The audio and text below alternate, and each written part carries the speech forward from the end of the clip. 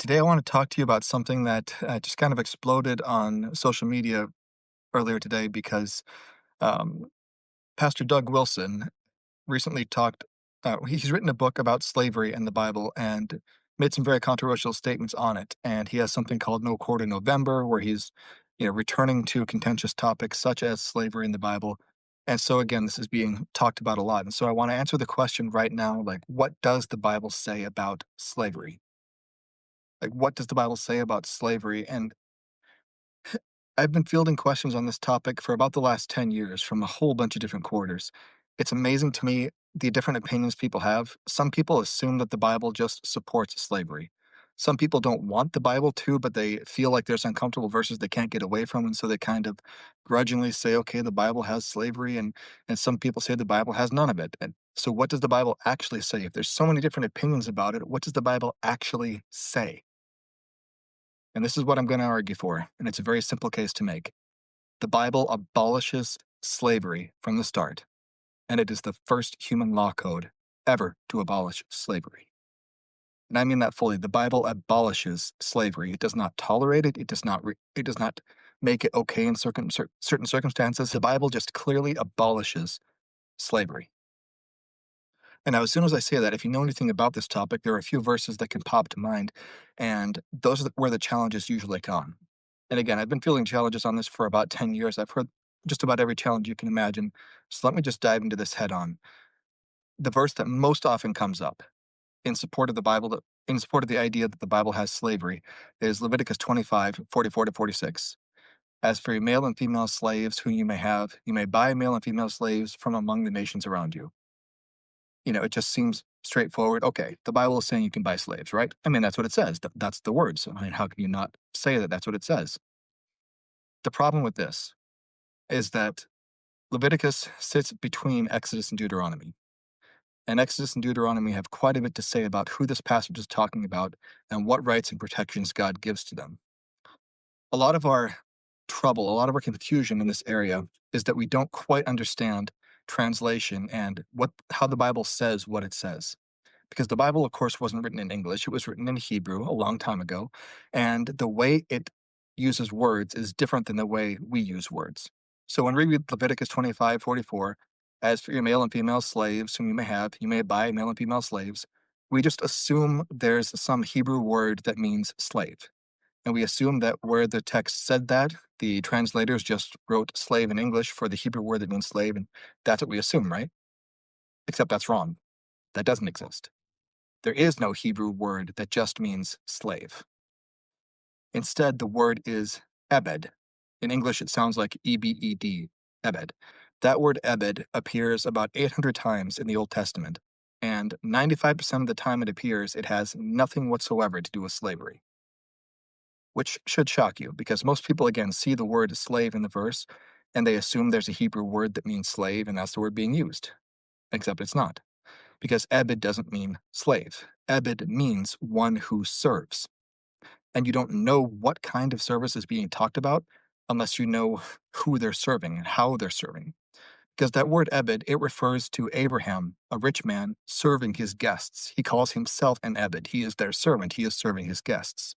It's referred to workers serving, a boss on a job site. It refers to soldiers serving their commanding officer. It refers to court officials in a palace serving the king. It even refers in Isaiah to the Messiah, Jesus, the suffering servant, the suffering Ebed. So this word can mean anything from Messiah to a rich man to a soldier to a worker in a field and occasionally to a slave. The same word refers to all of those different positions. So how do you know what's being talked about when the same word describes it all? Again, it comes down to context. You have to know what's being described, who it's talking about, what the situation is before you know what that word actually means. And so when we come into Leviticus 25 and we see that word, the translators have made a choice of what it means. And unfortunately, what they've chosen in a lot of translations is wrong. Not just because it violates my opinion or what we want it to say, but because it violates the context of what the Bible itself says. Because Exodus and Deuteronomy make it so clear that slavery cannot exist in the scriptures. Exodus outlaws slavery in one verse. Exodus 21:16 says, "Whoever steals a person and sells them and anyone found in possession of them shall be put to death. Boom. In one sentence, God outlaws slavery. Whoever steals a person, whoever kidnaps a person, whoever sells them, whoever possesses this person who has been kidnapped and sold, any of those three shall be put to death. Exodus 21:16 makes slavery a capital offense. It makes it punishable by death. If you kidnap someone to make them a slave, if you sell someone as a slave, if you possess someone as a slave who's been kidnapped and sold, any of those three is a capital offense. You are put to death in biblical Israel. And now some people try to object to this. They say, well, it doesn't mean like to make someone a slave. It means stealing someone who's already a slave. Except it doesn't mean that. Because Genesis comes before Exodus, and in Genesis, Joseph tells us exactly what's happening here. This verse in Exodus, whoever steals a man and sells him, whoever steals a person and sells them, that word steals, Joseph in the Old Testament, in Genesis, uses that to talk about himself when his brothers sold him as a slave. When he was a free person, his brothers kidnapped him, sold him as a slave. That's the word that Joseph uses. That's what Exodus 21:16 is outlawing, taking someone who is not a slave and forcibly making them a slave. If you do that in Israel, you are put to death, according to the law that God gives in Exodus 21. Likewise, if you sell a person like that, if you sell a person for money, you are put to death.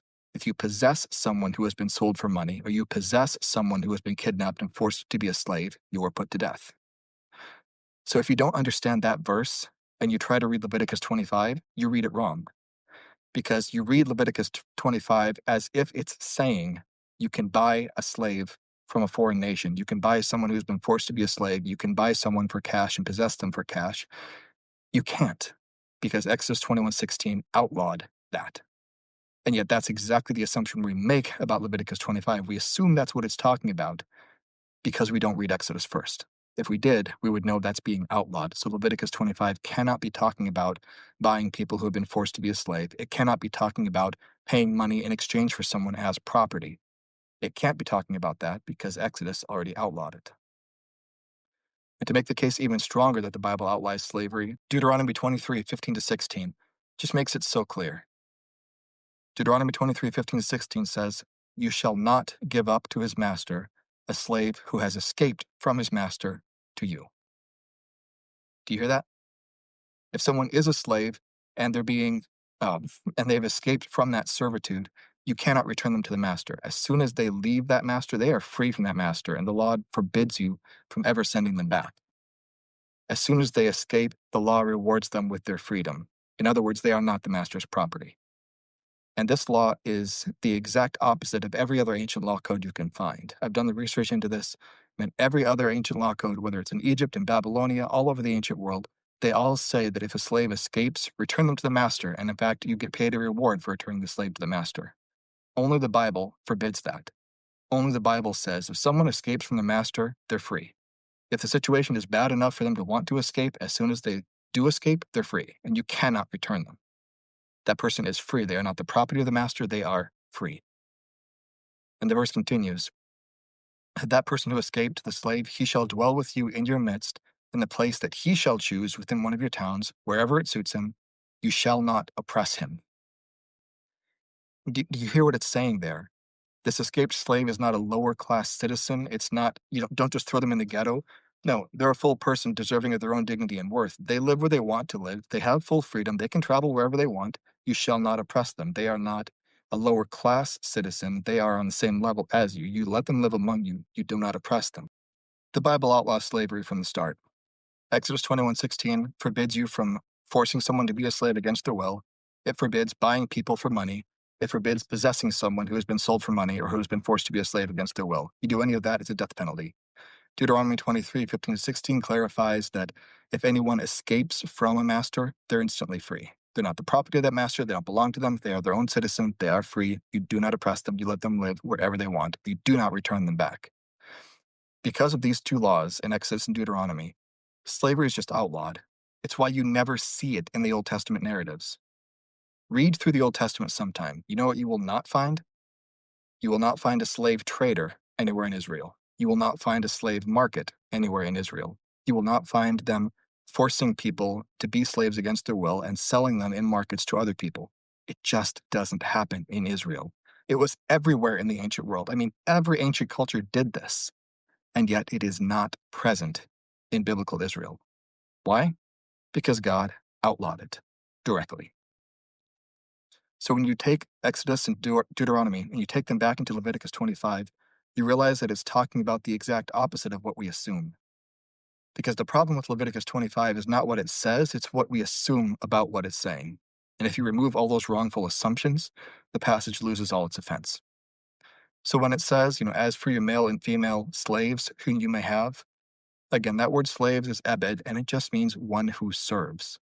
You don't know whether it's talking about a slave or a servant or a soldier unless you know the context that it's appearing in. And I would argue that because of Exodus 21 and Deuteronomy 23, it cannot mean slave in Leviticus 25. It just means one who serves. As for your male and female servants, whom you may hire male and female servants from among the nations that are around you. What's wrong with that? Nothing. You can hire people to work for you from the nations around you. Okay? Where's the offense? You can hire people to serve, one who serves. You can hire servants from the nations around you. You may also hire from among the strangers who sojourn with you and their clans who are with you, who have been born in your land, and they may be your, there's a troublesome word. They may be your property. What does that mean? Leviticus 25:45. It says, okay, they may be your property. They've been born in your land. You may bequeath them to your sons after you to inherit as a possession forever. Sounds harsh, right? Sounds like slavery, right? Except it can't be because of the verses we just talked about. Again, this is the unfortunate side effect of translators making assumptions about a text rather than reflecting just what the raw reality of the text is. When it says you may inherit them as a possession forever, we think automatically, okay, they're a slave, they can't leave, they're forced to stay with you forever. That's what we assume. Except Deuteronomy 23:15-16 makes that impossible. Deuteronomy 23:15-16 says they can leave whenever they want. And as soon as they leave, they are free. You can never get them back. So it means if you want to keep your workforce, you treat them well, because if you treat them poorly and they leave, you have lost them forever. You do not ever get them back. They are their own free person. They are just as free to leave you as a modern day employee is to leave a modern day boss. It means people are never your property. So when it says that someone, in Leviticus 25, when it says you can bequeath them to inherit as a possession forever, what it means is they can keep working for your family even after you die. It doesn't mean you own them forever, because Deuteronomy 23 makes that impossible. They can leave whenever they like. It just means that if they're working for your dad and your dad dies, they can keep working for you after your dad dies if they want to. You can't force them to work for you. If they want to leave, they have every right to, based on Deuteronomy 23. But if they want to stay for your family, yes, they can work for your father, and after he dies, the work contract can continue to apply to you. Again, there's nothing offensive about that. It's what we do today. If you're working for a company and it's owned by a boss and that boss dies and now his son takes over, you still work for the son. That's what Leviticus 25 is talking about. It doesn't mean you are a slave and you can never leave. It just means your work contract continues. So again, once you understand the context of Exodus 21:16 and Deuteronomy 23:15-16, it removes all the offense of Leviticus 25. They're not slaves, they are servants being hired directly. But by the way, let me emphasize that too. When it says, as for your male and female servants, ebed, whom you may have, where it says you may buy them from among the nations around you, that word buy is the same word as hire. It means you're paying the servants themselves to come work for you. It doesn't mean you're paying a slave trader to buy them as property, because again, Exodus 21:16 outlaws that. You cannot do that in Israel. You cannot pay someone for money or pay money for someone to possess them as property. If you do that, it is a capital offense and you will be put to death under Exodus 21:16. So Leviticus 25 is not talking about that. It just means you can hire people from the nations around you. It means you can pay them to come work for you. Again, there is nothing offensive about that. Paying someone to come work for you from a foreign nation, what's wrong with that? Nothing. So once you understand the context of these verses, again, all the offense of Leviticus 25 disappears. But the reason this is so contentious is that the raw words of Leviticus 25 in most English translations just make it sound like something much worse is happening. Unfortunately, translation always involves some level of interpretation. There is no such thing as a perfect translation from one language to another that only reflects the meaning of the original text and is not in some small way changed by the translators. It cannot happen. There is no perfect translation. It's why every generation is producing new translations. It's why we're always going back to the scriptures to study them anew, to study them afresh with new eyes, to make sure that what we're reading in our language is what was meant back then. And I just believe that this is one of the passages where translators really need to revisit their work, because the context of the law that God gives makes slavery impossible. Leviticus 25 cannot be talking about that. If it does, it's violating Exodus, it's violating Deuteronomy. So if you see this topic being, bandied around social media right now, what does the Bible say about slavery? It says very clearly, it's outlawed, it's abolished. In biblical Israel, you cannot force someone to be a slave against their will. If you do, you're put to death. You cannot sell someone for money as property. If you do, you're put to death. You cannot possess someone who has been sold for money or who has been forced to be a slave against their will. If you do, you are put to death. Anyone who is serving anyone in Israel in any role, any servant at any level of society is always free to leave whenever they want. And as soon as they do leave, they're free. You cannot force them to go back to a place they don't want to go. You cannot force them to serve someone they don't want to serve. Deuteronomy 23 sets them totally free. And it clarifies, you shall not oppress them. They are not a lower class. They are not to be downtrodden upon. And they are equals. You let them live wherever they want to. And Leviticus 25 just clarifies you can also hire people from outside of Israel to come work for you. And they can continue to work for you even after, the older generation passes away and the younger generation takes over. The work contract can continue. That's what God mandates in the Bible.